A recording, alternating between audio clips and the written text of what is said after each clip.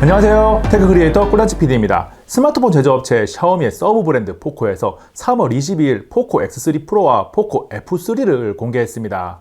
이 중에서 포코 F3는 샤오미의 중국 내수용 모델인 홍미 K40의 글로벌 버전인데 가격 대비 하드웨어 스펙이 좋다고 알려져 있습니다. 그래서 성능이 어느 정도인지 궁금하기도 하고 해외 직구를 통해서 구매하려는 분들도 있을 것 같아서 포코 F3를 리뷰용으로 제공받았습니다. 알리익스프레스에 포코 공식 스토어에 특별 할인 판매 정보만 전달하면 된다고 해서 빠른 리뷰를 위해서 바로 오케이 했습니다. 할인 판매 정보는 영상 내에서는 다루지 않고 영상 더보기란에 있는 설명과 고정 댓글을 통해서 변화가 있을 때만 정보를 업데이트 하겠습니다.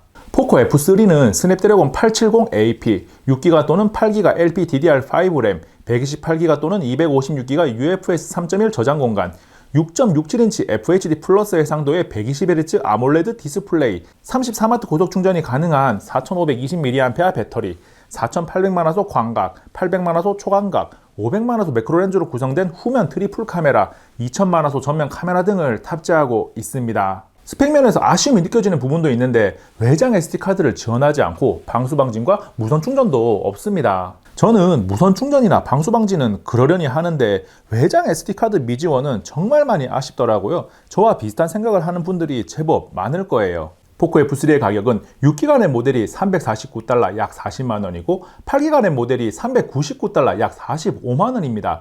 여기서 얼리버드 사전 예판을 이용하면 $50 정도 할인을 받을 수 있고 특정 시기에 플래시 세일을 이용하면 더 저렴하게도 구매할 수 있을 거예요. 한마디로 정리하면 보통은 40만원대인데 잘 사면 30만원대까지도 가능합니다. 분명히 가격 대비 하드웨어 스펙이 훌륭해서 가성비가 좋다라는 표현을 해도 되는 스마트폰인데 굳이 중국폰? 이라는 생각이 걸림돌이죠. 포코에서 출시 전에 빠르게 보내준다고 박스 없이 달랑 포코 F3 본체만 보내서 박스와 구성품의 모습은 사진 한 장으로 대신합니다. 저는 블랙을 가지고 있는데 유광이 거울로 사용해도 전혀 문제없을 정도로 잘 비칩니다. 중국 스마트폰은 언제나 후면에 군더더기 글자가 많은 편인데 이번에는 포코 5G 글자가 작게 들어간 편이고 후면 색상에 맞춰서 너무 도드라지게는 하지 않았습니다. 재질은 후면 유리가 사용되었고 측면에 메탈 프레임이 들어갔습니다. 후면 카메라 모양은 세로형인데 가장 위에 메인 광각, 가장 아래에 매크로, 가운데 왼쪽에 초광각 렌즈가 자리 잡고 있습니다. 초광각 렌즈 옆에는 마이크가 있습니다. 카톡티는 심하지는 않고 없는 것도 아닌 조금 튀어나왔네? 라는 정도의 느낌입니다. 전체적으로 저는 유광을 좋아하지 않는 편이라 그저 그런데 형태 자체는 그럭저럭 괜찮은 것 같습니다. 디자인에 대한 평가는 개인 취향이니까 직접 판단하시기 바랍니다. 측면을 살펴보면 오른쪽에는 볼륨 조절 버튼과 지문인식 센서를 포함한 전원 버튼이 있고 왼쪽에는 아무것도 없이 깔끔합니다. 상단에는 스피커와 마이크가 있는데 마이크가 있는 곳의 모양을 디자인적 대칭을 위해서인지 스피커처럼 보이게 만들었습니다. 하단에는 유심 트레이, USB-C 타입 포트, 마이크, 스피커가 차례대로 있습니다. 상단과 하단에 있는 스테레오 스피커는 음악을 들어보면 들을만 합니다. 기대치가 없었기 때문인지 몰라도 스피커의 성능이 일반적으로 사용하는데 무리가 없는 수준입니다. 크기는 가로 76.4mm, 세로 163.7mm인데 갤럭시 S1 울트라와 비슷한 수준입니다. 두께는 측정해보면 8.1mm로 요즘 나온 스마트폰 중에는 얇은 편에 속하고 카메라가 있는 부분도 9.89mm로 두꺼운 편은 아닙니다. 무게는 저울에 올려보면 197g이 나오는데 6.67인치 화면 크기 정도에서는 평범한 수준입니다. 딱히 무겁지도 가볍지도 않습니다. 이제 스마트폰을 뒤집어서 앞을 보면 6.67인치 디스플레이가 있는데 FHD 해상도와 120Hz 주사율을 지원합니다. 베젤은 전체적으로 두께가 조금 느껴지는 수준으로 있고 하단 베젤은 상단이나 측면보다는 조금 더 두껍습니다. 가격대를 생각하면 나쁘지 않아요. 그리고 전면 카메라 홀이 상당히 작은 편입니다. 갤럭시 S1 울트라와 함께 놓고 보면 상당히 작다는 것을 인지할 수 있습니다. 포코폰은 처음 등장할 때 퍼포먼스는 프리미엄, 그 외 요소는 버리고 가는 모습이었는데 2020년부터는 디스플레이 스펙도 상향시켰습니다. 화면 최대 밝기가 일반 사용간 900니트에 피크 1300니트고 HDR10 플러스를 지원합니다.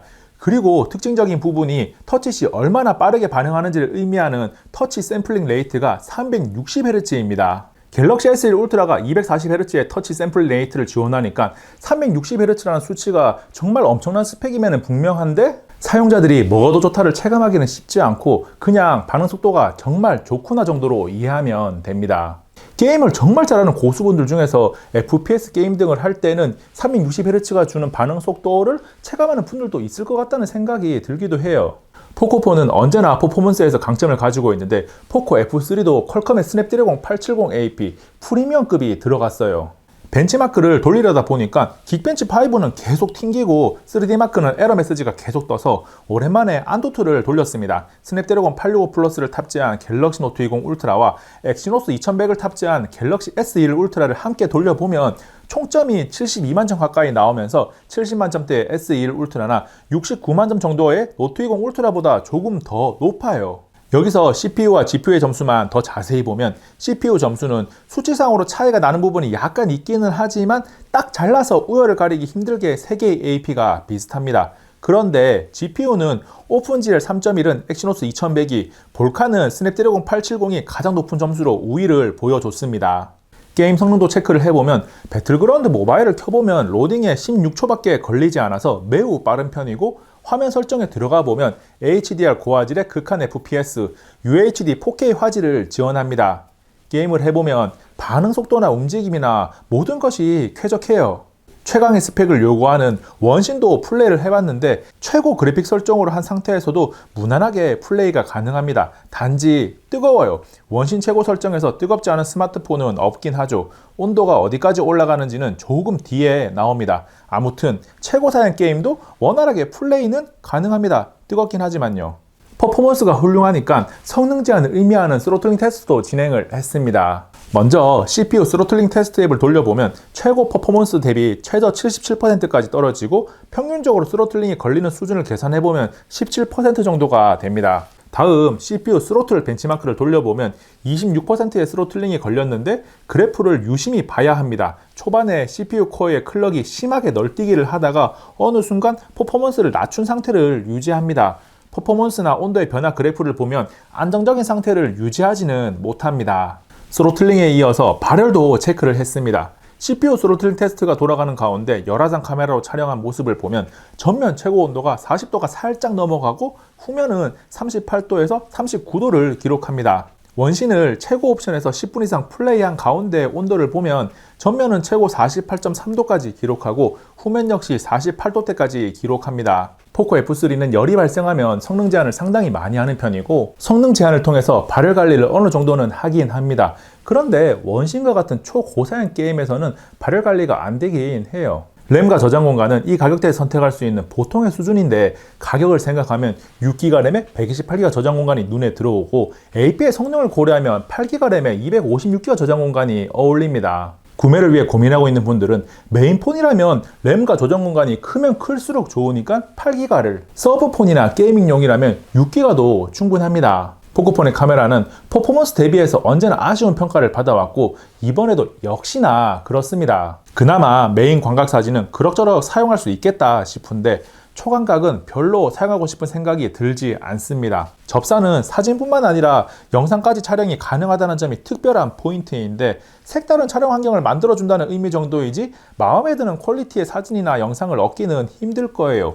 꽃을 접사로 사진도 찍어보고 영상도 다양하게 촬영해보면 재미는 있습니다. 야간 모드도 있는데 없는 것보다는 있는 게 좋지만 썩 쓸만하지는 않습니다. 인물 모드는 메인 광각 렌즈를 사용하는 후면은 그럭저럭인데 전면은 모델이 훌륭하지 못한 것도 있겠지만 결과물이 좋지가 않아요. 종합적으로 카메라는 3-40만원대 중보급형 스마트폰에서 만날 수 있는 정도, 그 이상, 그 이하도 아닌 평범한 수준입니다. 혹시나 빠진 센서가 없는지 센서 체크를 해보면 스마트폰 사용에 필요한 필수적인 센서들은 모두 있습니다. 배터리는 4520mAh를 탑재하고 있고 34W 고속 충전이 가능해서 제법 빨라요. 그 밖의 요소로 측면 지문인식, NFC, 와이파이 6를 지원하고 5G 스마트폰입니다. NFC를 지원하니까 교통카드는 사용할 수 있습니다. OS는 안드로이드 11 기반의 MIUI 12가 탑재되어 있는데 MIUI는 삼성의 원 UI 같은 개념이라고 생각하면 됩니다. 샤오미의 서브 브랜드 포코의 포코 F3 어떻게 보셨나요? 3-40만원대 스마트폰임을 감안하면 높은 하드웨어가 정말 가성비가 좋다라고 평가할 수가 있을 겁니다. 문제는 평소 스마트폰에 정말 관심을 많이 가지고 있거나 해외 직구를 자주 하는 해외 직구족들에게는 익숙한 브랜드이지만 대부분의 소비자들에게는 익숙하지 않은 브랜드라는 것이죠. 샤오미? 포코? 중국산?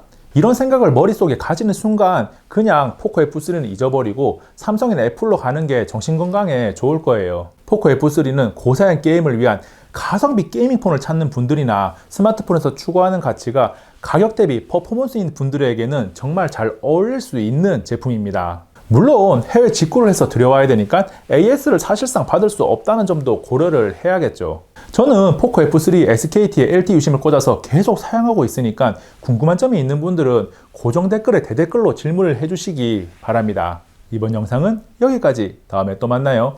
안녕. 잠시만요. 가지 말고 여기 있는 꿀단지 한 번만 눌러주세요. 꿀단지 PD 영상을 계속 받아볼 수 있습니다. 정말 재미있고 유익하거든요. 이 영상 한번 보세요. 정말 잘 만들어진 영상이고요. 여기 있는 이 영상 최신 영상인데 재밌어요. 흥미로울 거예요.